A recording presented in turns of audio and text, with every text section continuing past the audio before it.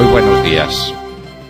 Son las 6 de la mañana de este miércoles 28 de marzo de 2018. Esta es la hora de la verdad. Y estos son temas y asuntos que trataremos en la grata compañía de ustedes durante las próximas horas. A las 6:20 de la mañana estará con nosotros el candidato a la presidencia de la República, Iván Duque. El futuro presidente de Colombia nos acompañará a partir de las 6:20 de la mañana, hablando, como siempre lo hacemos con él, de los grandes temas nacionales y del desastre que recibirá de Juan Manuel Santos. A propósito, nuestro artículo sobre el tema, que está en Las Dos Orillas y que ustedes lo pueden leer allá y lo pueden leer también en nuestra página de internet, tiene más de 55,000 lecturas en Las Dos Orillas solamente. El afloramiento de la tragedia. Ecopetrol sigue tapando y tapando, que es para lo que resulta hábil, negándose a reconocer la verdad, negándose a reconocer su culpabilidad. Ecopetrol explota pozos y los deja sin tapar, porque no tiene con qué. No tiene recursos suficientes porque los recursos se los tiene que entregar a Santos para que derrame mermelada sobre toda la tostada. La situación de Ecopetrol hay que seguirla muy de cerca. Ese es un problema muy serio.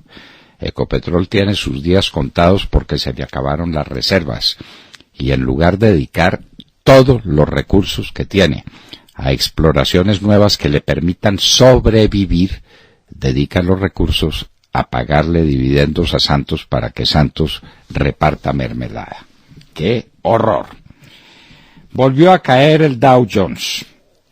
Está en una situación de inestabilidad muy preocupante. Ayer cayó 1,43% a 23.857 puntos.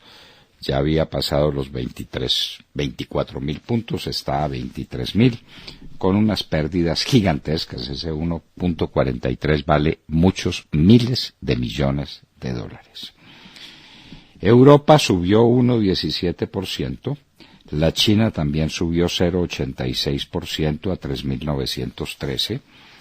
El WTI, el precio del petróleo referencia Texas, está en 65.25 y el Brent en 69.64. El café en un deplorable 118,95 la tonelada, deplorable. El azúcar en 12,54 y el dólar, la peor revaluación en muchísimos años. Y entonces hay que ver estos expertos contando y por qué se produce, y que es que el petróleo sube y que el petróleo baja, y que la gente está pagando impuestos y entonces que trae más dólares, y se les olvida lo elemental. No hay un analista que diga que el mercado del dólar está inundado de dólares de la cocaína. Ninguno. Eso no existe para ellos. ¿Para qué? Dice la ONU que hay más de 20.000 afectados por enfrentamientos en el Catatumbo. Esa es la paz de Santos, señores. Mientras tanto, en Tumaco no se sabe cuándo recuperarán el servicio de energía eléctrica, que alguien voló, cualquiera de esos bandidos que hay allá, los de lo que llaman los disidentes o residuales o las BACRIM, cualquiera, unos bandidos, y no se sabe cuándo se recuperarán esas torres. Rescate del galeón San José. Siguen hablando del tema, porque lo que Santos no se va sin dejar el negocio en manos de sus amigos. Ahí hay unas comisiones muy grandes, ahí hay una plata enorme y no hay riesgos de que Santos se vaya para Londres sin dejar montado un amigo de Londres, de Inglaterra, en ese negocio de la recuperación del galeón San José. En Nariño, dice el gobernador, la paz no existe. La paz no existe, lo dice el gobernador, pero es que tampoco existe en el Catatumbo, tampoco existe en el Chocó, tampoco existe en Arauca, tampoco existe en el sur de Bolívar, tampoco existe en tantas partes del país. La paz no existe. Y a propósito de paz, fueron secuestrados en la frontera 2 periodistas ecuatorianos, con su conductor. De manera que vinieron a ver qué era lo que estaba pasando en la frontera y los secuestraron, periodistas del Comercio. Esa es la seguridad que las personas, ecuatorianos o colombianos, reciben en la frontera entre los dos países. ¿A qué fue a China Kim Jong-un? ¿Qué era lo que estaban celebrando altos funcionarios diplomáticos de las dos Coreas? Dicen que tomando vino suizo. No sabemos si es una tomadura de pelo, porque vino suizo pues no se conoce en el mundo si es que lo producen, pero alguna cosa significaba eso. Trump mejora aceptación en la última encuesta de CNN. Está en 42% de favorabilidad, contra el 14% de Santos aquí. Y Trump es el presidente más desprestigiado de la historia de los Estados Unidos. Y la gente cree que no tiene gobernabilidad por el desprestigio. Pues triplica el prestigio que tiene Santos. Lo triplica. De 14 a 42. Funcionarios de las dos Coreas brindaron, como les decíamos a ustedes, cuando Kim Jong-un llegaba a China en una visita especial, la primera que hace por fuera del país. ¿Eso qué significa? Zuckerberg, fundador de Facebook, se prepara para testificar ante el Congreso. El problema, dice él, es de terceros que hacen mal uso de una información reservada que les pasa a Facebook. Santos dice que encontró instituciones corrompidas, pero que las depuró. ¿Hubo alguien más cínico en la historia? En la historia de Colombia ha habido el peor presidente que ha tenido Colombia en 200 años, pero el más cínico de todos, porque a estas alturas sigue diciendo que es que el problema de su gobierno fue lo que recibió hace 8 años del gobierno del presidente Uribe, y que encontró instituciones corrompidas, pero que él las depuró, como el SENA, por ejemplo, como FONADE, por ejemplo, como Saludcop, por ejemplo. Siga la lista de todas las instituciones que corrompió Santos. Sigue evacuación de rebeldes de Ghouta para que Bashar al-Assad no reanude bombardeos. Y el mundo tranquilo, mientras Bashar amenaza: o salen rapidito o vuelvo a bombardear la ciudad con mujeres y con niños y con todo lo que tiene adentro. Y Rusia tranquilo, a Putin no se le arruga un músculo respaldando a Bashar al-Assad, uno de los peores criminales de la historia reciente. ¿Cuántos fueron los muertos de Kemerovo? La gente dice que fueron centenares. Rusia niega, oculta, miente en lo que son especialistas. ¿Qué pasó en Kemerovo?